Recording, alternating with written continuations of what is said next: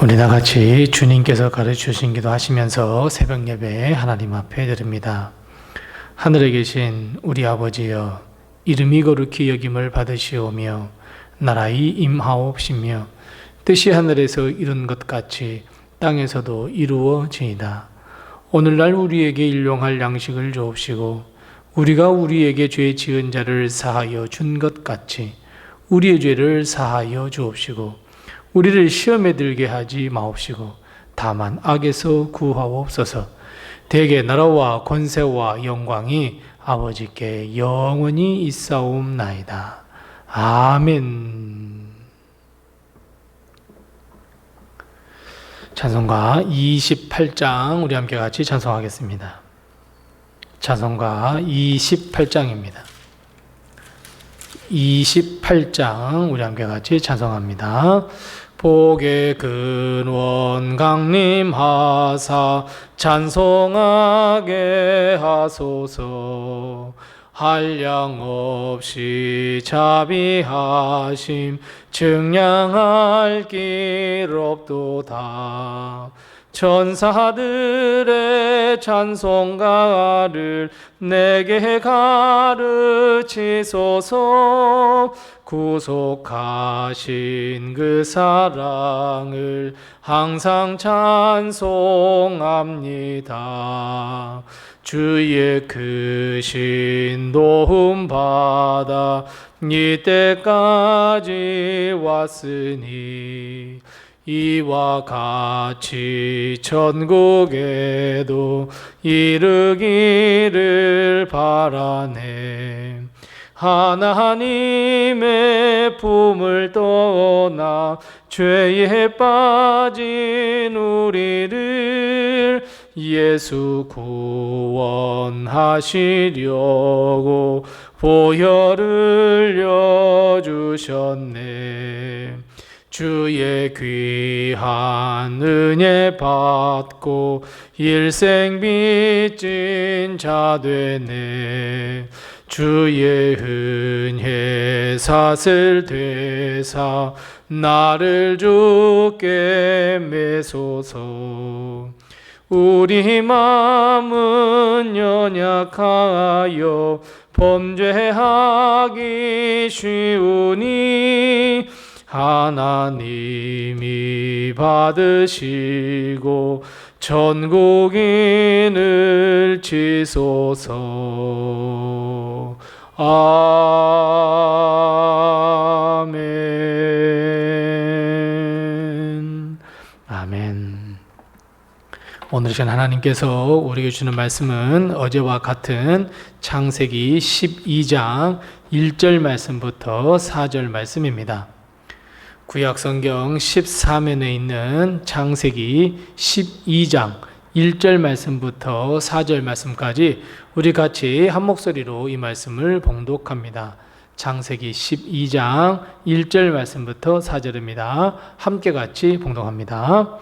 여호와께서 아브라함에게 이르시되 너는 너의 고향과 친척과 아버지의 집을 떠나 내가 내게 보여줄 땅으로 가라. 내가 너로 큰 민족을 이루고 내게 복을 주어 내 이름을 창대하게 하리니 너는 복이 될지라.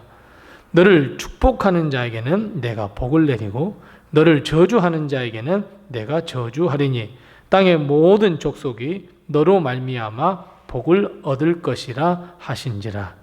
이에 아브람이 여호와의 말씀을 따라갔고 롯도 그와 함께 갔으며 아브람이 하란을 떠날 때에 75세였더라. 아멘. 오늘도 하나님의 큰 축복과 은혜가 우리 교회와 성도님들의 가정 그리고 하시는 모든 사업과 일터 위에 늘 함께 하시기 바랍니다. 우리는 누구나가 복을 얻기를 원합니다. 즉 복된 삶을 사는 것, 이것은 인지상정입니다. 그래서 우리는 여러 가지의 복을 붙입니다. 사람을 잘 만나야 한다는 인복에서부터 부모복, 자식복, 건강복, 오복, 물질복, 정말 많은 것에 복을 붙여서 조금 잘 되면 복을 얻었다 하고 또 조금 힘들면 복이 없다고들 이렇게 이야기합니다. 그래서 우리는 가끔 이렇게 이야기합니다. 내 인생에 무슨 복이 있느냐고, 내 팔자에 무슨 복이냐고, 그런 푸념을 늘어놓기도 합니다. 자, 그렇다면 여러분, 복 있는 삶을 살고 싶으십니까? 아니면 복 없는 삶을 살고 싶으십니까? 우리는 아브라함을 통해서, 오늘 본문 말씀을 통해서 복을 얻는 방법을 터득할 수 있습니다. 어제 우리가 말씀을 나눈 대로 아브라함은 정말 내놓을 것 하나 없고 상처와 미완성 가정을 이루며 살아갔습니다. 우리처럼 지지리도 복이 없는 인생이었습니다. 집에 들어가 봐야 한숨만 내쉬고 있는 아버지 데라, 그리고 사례. 정말 복도 없는 가정이었습니다. 하지만 어느 누가 아브라함이 복을 받지 못한 사람이라고 이야기할 수 있겠습니까? 우리는 아브라함이 정말 힘든 삶을 살았는데 라고 이야기하지만 결국은 아브라함을 우리는 믿음의 조상이라고 하지 복 없는 사람이었어 라고 말하지는 않습니다. 하나님의 큰 복을 얻은 자라고, 실제로 거부가 되는 복을 누린 사람이라고 우리는 이야기합니다. 왜 그랬을까요? 우리는 그런 복을 누릴 수는 없는 것일까요? 어찌 보면 아브라함의 인생은 몇 번으로 나누어 볼 수 있습니다. 그 첫 번째가 갈대아 우르에서의 삶입니다. 여기에서 삶은 정말 무덤 같은 삶이었습니다. 아버지를 따라서 우상을 만들어 팔았고, 그리고 하란은 아버지 데라보다 먼저 죽는 비극을 맞이했습니다.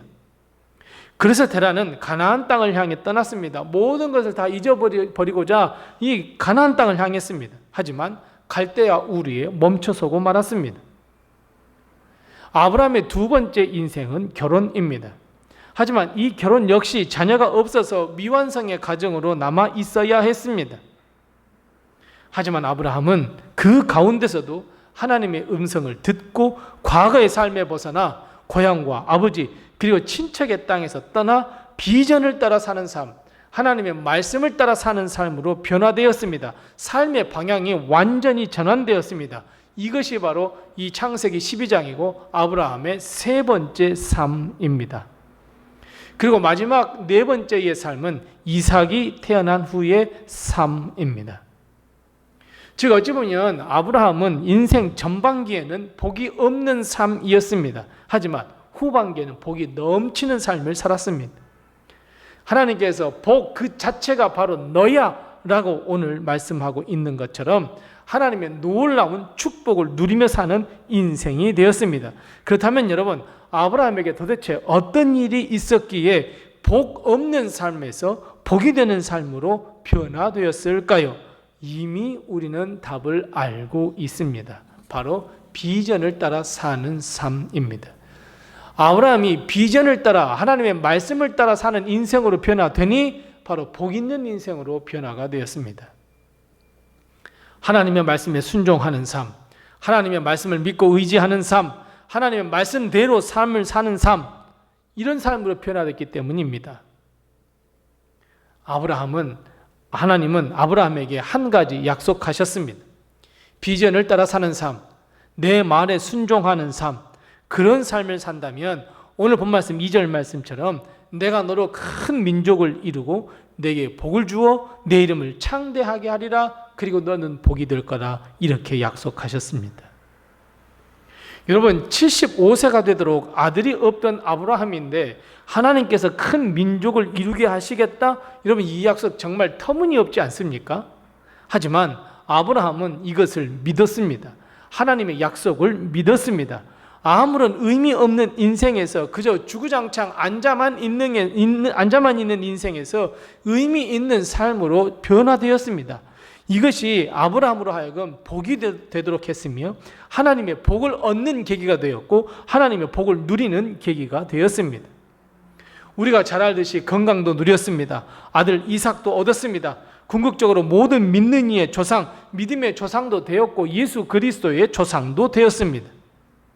사랑하는 성도 여러분, 우리도 그래야 합니다.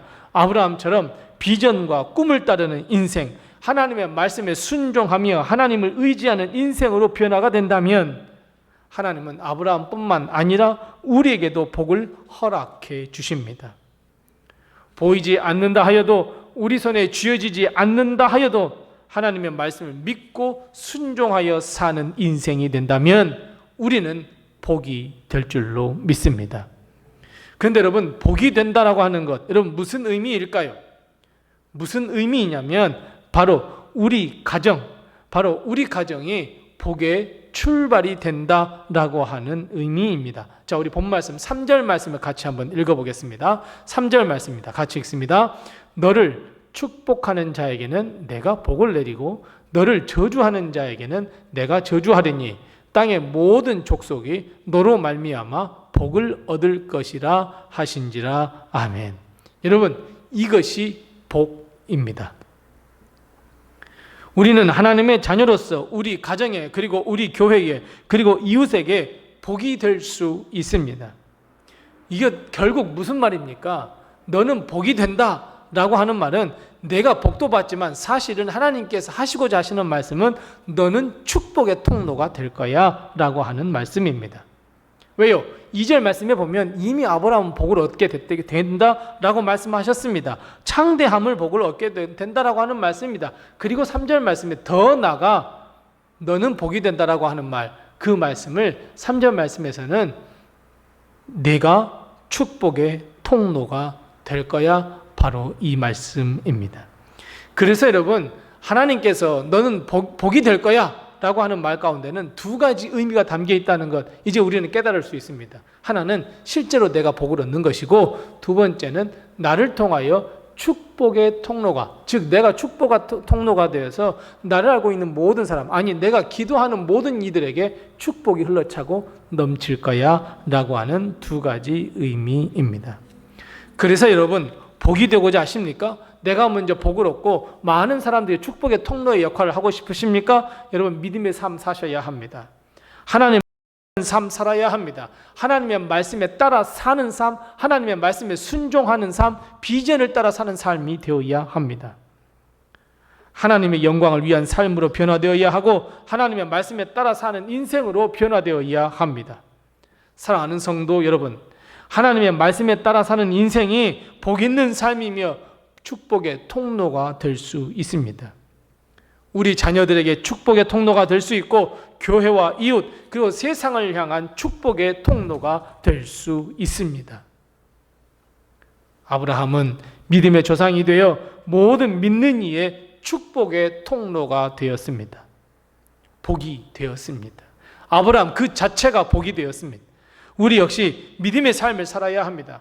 모든 이들의 그 복, 모든 이들에게 복을 흘러차게 넘칠 수 있는 축복의 통로가 되셔야 합니다.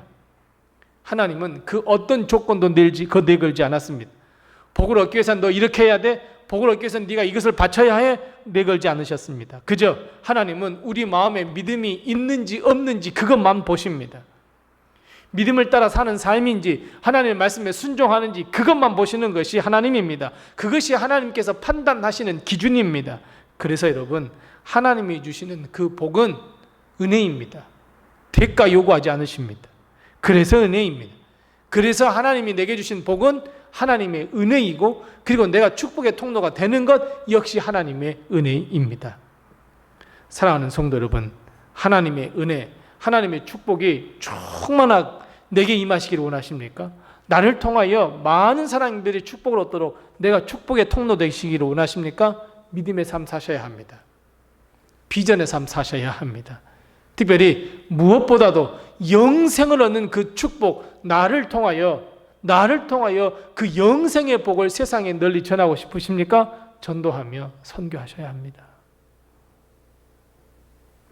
하루하루 매일이 믿음으로 사는 인생이 되셔야 하고, 매일매일이 하나님께 영광 돌리는 삶을 사셔야 하고, 매일매일이 축복의 통로로서 남을 위해 기도하고 다른 사람에게 복음을 전하는 그런 삶을 살아야 합니다. 우리 교회, 우리 성도들의 가정, 그리고 성도 한 사람 한 사람이 이런 복을 얻고 축복의 통로가 되는 이런 놀라운 역사, 이 시대의 아브라함이 되는 놀라운 복이 넘치시기를 바랍니다. 기도하겠습니다. 우리 함께 기도할 때 두 가지를 먼저 우리 함께 합심해서 기도합니다. 첫 번째 기도할 것은, 하나님, 내가 복의 근원, 축복의 통로가 되게 도와주시옵소서. 내가 복이 되게 도와주시옵소서. 우리 함께 같이 기도하십시다. 두 번째 기도할 것은 하나님의 말씀과 비전을 따라 사는 꿈이 있는 성도, 꿈이 있는 교회, 꿈이 있는 가정이 되게 해 주시옵소서. 우리 함께 이 두 가지를 먼저 기도하시고 또 내게 허락하신 기도의 점을 가지고 하나님 앞에 기도하겠습니다.